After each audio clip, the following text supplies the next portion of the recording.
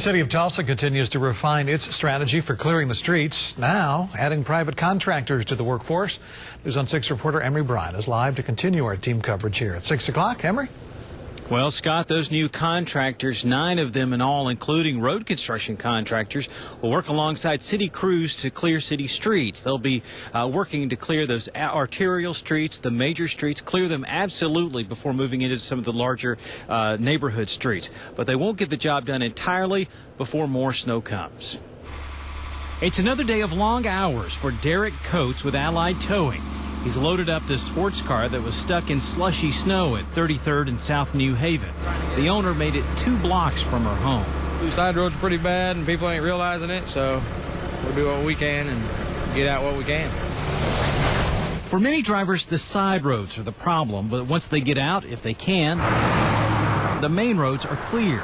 In most cases, big piles of snow are on the side of the 4-lane streets, but the city is working on that. We're continuing to plow along the edge of major streets where we didn't get everything. A lot of these 4-lane streets, we basically got, 2 through lanes and 2 half lanes. They really don't do us any good. So we're trying to go back and get that stuff out of there, and it's extremely difficult because some of it's hard as concrete. In the last week, City of Tulsa employees worked 9,300 hours to plow 36,000 lane miles of major streets.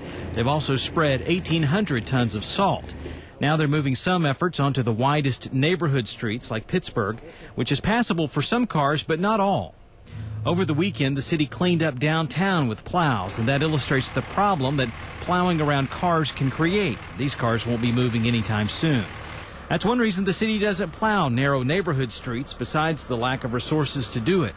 According to the city, they'll stick to the biggest, most heavily traveled streets and keep on plowing, most likely well into next weekend.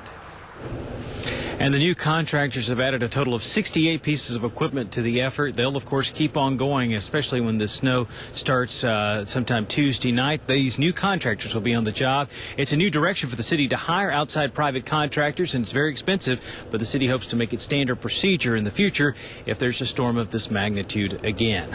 Emery Bryan, News on 6.